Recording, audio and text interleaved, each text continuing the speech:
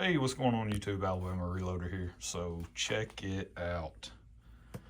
Got my hands on one of these guys. This is the only way you can be a cool kid nowadays. You gotta have one of these, apparently, or you're just not cool. So no, it's something that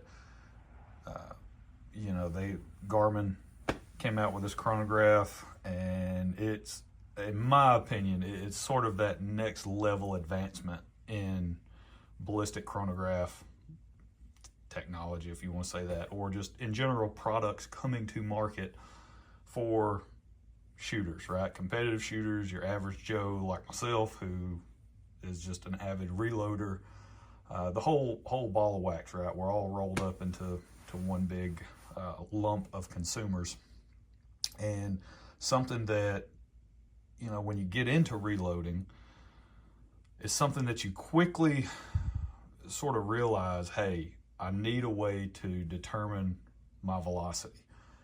And there's some different, differing schools of thought on that and how you want to go about doing it. If you just want to go absolute budget oriented, path, then go get you something like a Caldwell, one of those that you shoot over, you shoot through ballistic chronographs, and they work fine, right? For what they are and for what you spend on them, they work fine.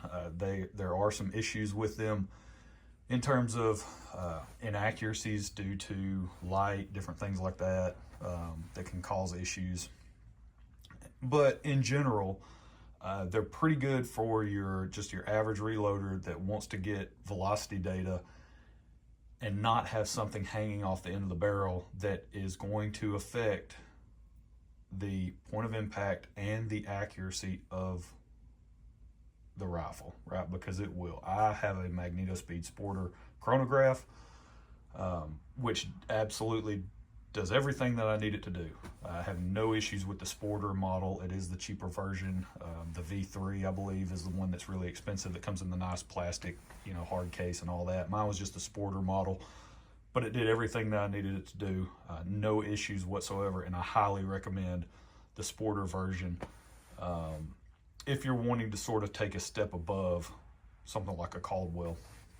Just know that it comes with limitations, and that's the main limitation of that unit, is you're hanging something off the end of your barrel, and that does affect the accuracy or the precision of the rifle. It will have an impact. I'm not saying negative or positive. I'm simply saying it will have an impact.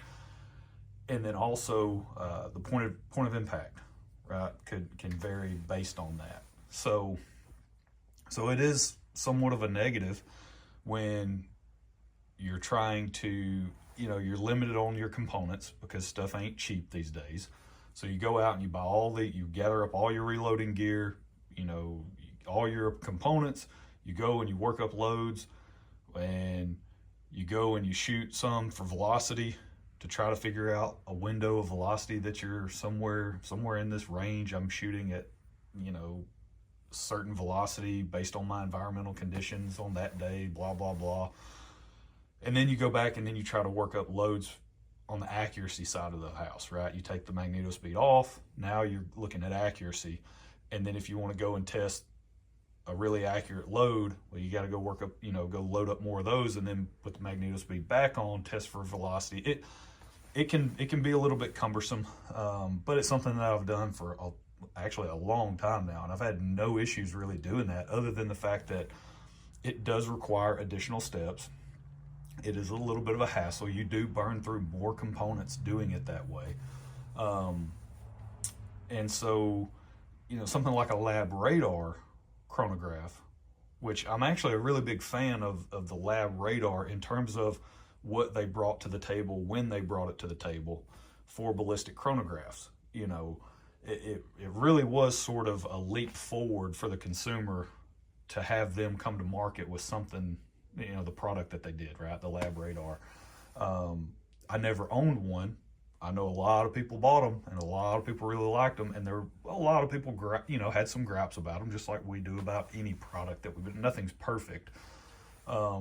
but for what it was and what it brought to the consumer, I feel like they did a great job. Now, other companies, other people since then have, obviously pushed things forward. I think F-Class John, you go watch his channel, he's got some Andy Scan little ballistic chronograph that really small form factor. It's you can go watch his channel and look at that stuff.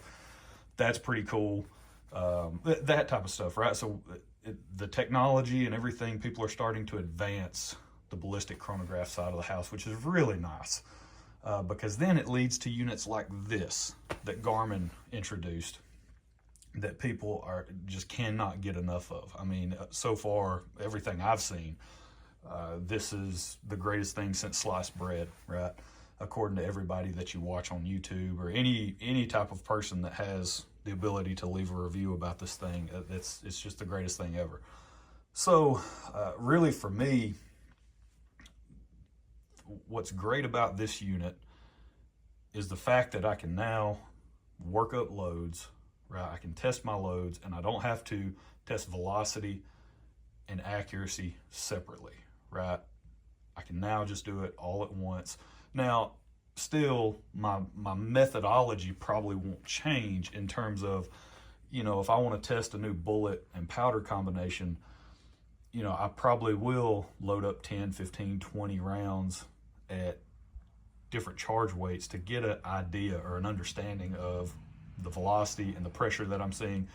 That'll probably still be the same, right? For something like these guys, these McGuire ballistics, these extra bullets that they sent me just to test with, something like this where I don't have any load data for it, right? I'm not going to go out and load up, multiple shot groups with these bullets when I have no clue what the velocity characteristics and pressure, signs are even going to look like, right? With just some random powder that I choose. So it's still my methodology is still gonna be pretty much the same in terms of identifying velocity and pressure, checking that out, and then digging in, deeper into the load development process. Now, the massive benefit of having a unit like this is that now when I'm testing for accuracy and I'll load up, 15, 20, 25, 50, who knows, however many rounds, right? If I'm loading up 5-shot groups, 3-shot groups, it doesn't really matter. But now I'm able to get velocity and see the accuracy potential of that load of the bullet powder combination. So it's a no-brainer in my opinion. Is it expensive? Yes, $600. Like that's nothing to sneeze at. I've had to save a few pennies here and there because I knew I was going to buy one at some point. My buddy Matt over at Mr. Big Guns in Huntsville, shout out to them, which is where I picked this up. He hit me up a little while back and said, hey, talking to my Garmin rep, I'm going to have some chronographs coming in. Do you want one? I'm like, well, of course I want one. And so I was just kind of waiting for them to come in, and they did, which he's got another order already placed. I think he's already doubled his next 2 orders. I was talking to him the other day when I went in and picked this up. He was like, oh, yeah, so I've already called Garmin back and was like, hey, double my next 2 orders because these things, there's a strong market for them, right? People see the value in this. But it's not cheap. So that's something to take into consideration. In my opinion, you more than make up for it if you're someone like myself who shoots a lot. I shoot and I reload a lot. Not necessarily like a competition individual, but I tinker a lot, right? I mean, you guys see that on my channel. That's very apparent, right? I'm just picking random bullets, random powders, throwing random combinations together, just going. I just enjoy that aspect of reloading, right? It's not always with the intent to just nail down the most precise load possible, right? I don't necessarily take it to that level. For me, I get a lot of enjoyment out of, seeing how, validating or evaluating the performance level of a particular cartridge, rifle combination, you name it. I just enjoy that, right? And then taking it into the field and then seeing how it does on whitetail deer. So that's what I really enjoy. But this is gonna, in my opinion, more than pay for itself in terms of the amount of data that I will now be able to gather as opposed to having to do it the way I was doing it, right? So that's what's awesome about it. Now, one thing I will mention, so I've already opened this box, and I've actually already charged the unit, but I haven't set it up yet. So we're gonna walk through this live, as in, I'm not gonna edit any of this stuff, so we'll just see how it is. So what I did though, was I opened the box just to see what was in there, and I did go ahead and charge it. It does recommend, I looked in the manual, it recommends charging for 4 hours when you get it. So yeah, so just do that as soon as you get it. Now I do have a complaint.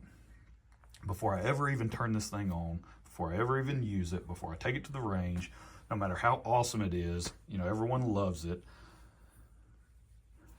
Let's get to the complaint. I just want to talk about that because it is, in my opinion, it's a frustration, right? Albeit a minor inconvenience, but let's get to it, right? So you open the box. This is exactly what it looks like when you open the box, okay? There's your unit, there's your tripod. Let's get this thing out of here.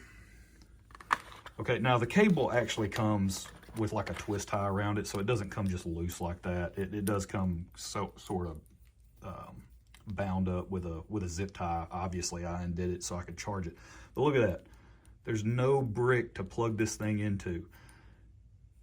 That, I gotta be honest, that's just a frustration, and I know everyone's doing that nowadays, right? Because everyone should have some type of brick that you can plug this into and plug into the wall, right? I mean, we're so far into the iPhone and the smartphone world at this point. We're so many years into that now, where everyone should have a plug that will accept this and they can plug in the wall. But I'm paying $600 freaking for this unit, right?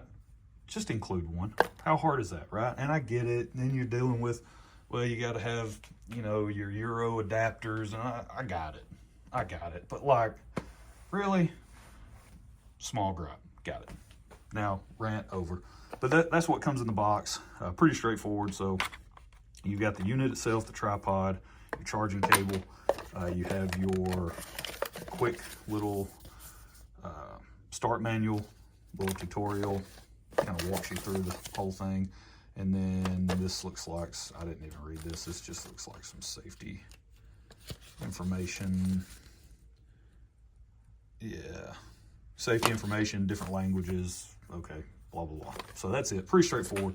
Now, one thing I do want to point out to you guys is the form factor on this thing. I had no idea. Maybe I don't know.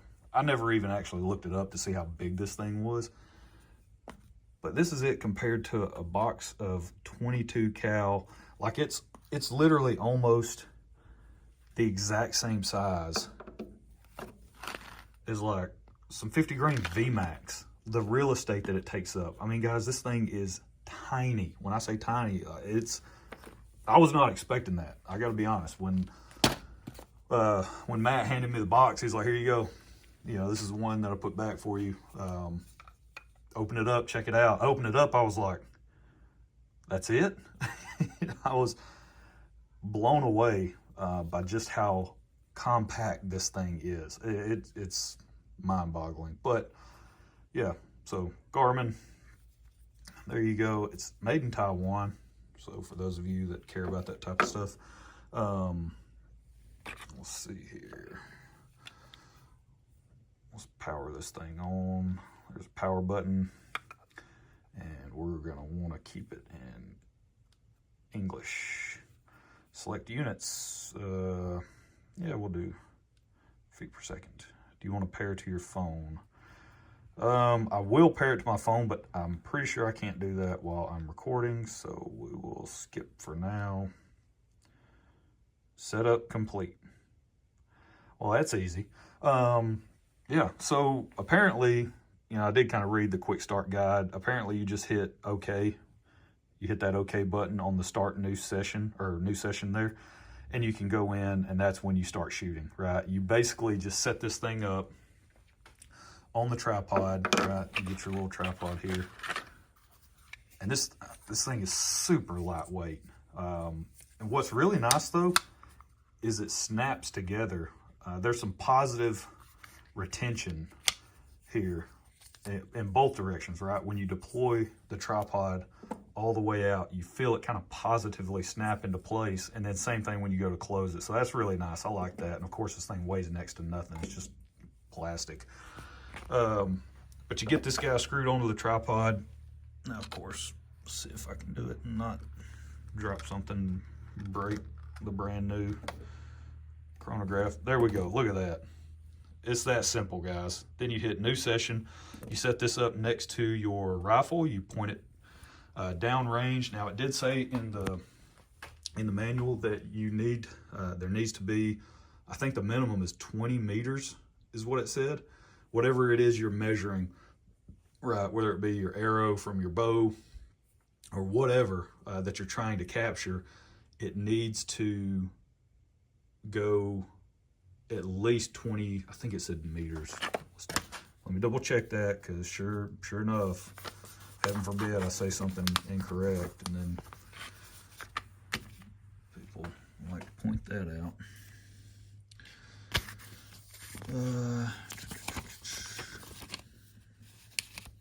Yeah, here it is, alignment considerations. So, and that's one thing I will mention, you know, like lab radar. That's what a lot of people, they complain about the alignment, just how finicky the alignment is on the lab radar. This supposedly is very forgiving in terms of alignment. Now, of course, you do want it next to your rifle on the, you know, shooting bench or wherever you're at, just to make sure it reads everything properly and you can get a reading with every shot. But it's supposedly way superior in terms of alignment. It's not as finicky as something like a lab radar. But back to, you know, hey, what those guys did, lab radar, that's great what they brought to the market. The problem is when you bring something like that to the market, I mean, I get it, you kind of are the product in the space, but at some point somebody's going to catch up, right? And that's kind of, it seems like that's where we're at now with chronographs. Is now there are so many other people and companies coming out with solutions like this Garmin, you know, similar to this product, where they're doing the more of the radar style. And you've still got people like MagnetoSpeed who make a great product, but if they're wanting to stay in this space, in my opinion, they're going to have to come up with a competitive product. Because at this point, and I know this might be cost prohibitive for a lot of people. I get it. You know, if you're going to sink $600, a lot of people look at that and they go, man, I'd rather spend $600 on a new gun, right? Or bills that I need to pay. I totally got it. And I understand it better than anyone. But if you're a reloader, it makes a massive difference in the amount of data that you can gather and not have to necessarily waste, I'll put that in air quotes, components, trying to figure out what a really good load is that shoots well in your rifle, and then also what the velocity of that load is, because now you're having to take a bayonet on and off your rifle, right, with a MagnetoSpeed, or you're having to deal with getting funky velocity readings due to, you know, sunlight or whatever the case may be, right, or some issues that you're having. So I understand it is a hefty price tag, but again, for what they bring to the table, I think it's well worth it if you're gonna spend a lot of time at the range. And then, so hopefully those other folks will get on board. MagnetoSpeed, those type of guys, Caldwell, can get on board, and this industry can continue to push forward, right, offering good solutions. And by doing so, obviously, that's when you start to see a price point that will begin to drop, right? Once you have more competition in the market and driving costs down, right, then it's a little bit more attainable for a wider audience. But yeah, this is pretty straightforward. It's got the USB-C. That seems to be what everybody's using nowadays. For the charging cable, it just plugs right in. No issues there, straightforward. Yeah, on the alignment part, ensure the large flat side of the chronograph, which is this back side, not the display, that needs to be facing downrange. and make sure it has an unobstructed view of the target, and ensure the projectile can travel at least 20 meters or 20 yards in front of the chronograph. So that's what you need. And then you're good to go. So you basically hit new session and then set this thing up and it will start recording your velocities. So there we go. There is a long-winded unboxing intro into this amazing little piece of gear that I just recently picked up and cannot wait to get to the range to use. Now the problem is I actually let a buddy of mine borrow my 6.5 Creedmoor. He took it to Mississippi with him, him and his boys. And that's actually what I have the most of loaded up, ready for testing. So now I'm kind of in the process. I've got brass in the oven right now. I've got some 270 and some 30 TC brass in the oven drying right now, because I need to get some of that stuff processed and loaded up to test, because right now I just don't have a lot of stuff loaded up that I can go shoot. I've got some stuff in 270 and 243 loaded up, so I could at least go check this thing out and you know, get some shots, get some data on what I've already got loaded up. But you know, I'd kind of like to do a lot more testing with it and test a whole lot of stuff all at once. But you know, sometimes you don't always get what you want. So that's where I'm going to leave it. Pretty straightforward stuff.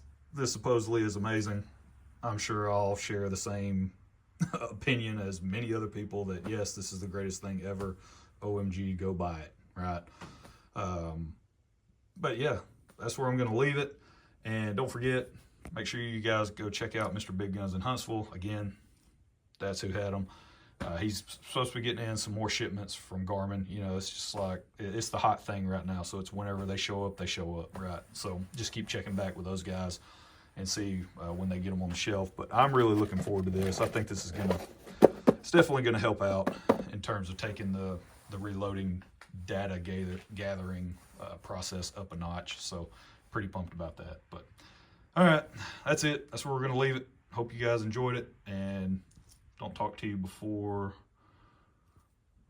let's see, today's December 19th. Don't talk to you in 6 days. Merry Christmas. We'll catch y'all next time. Y'all have a good one.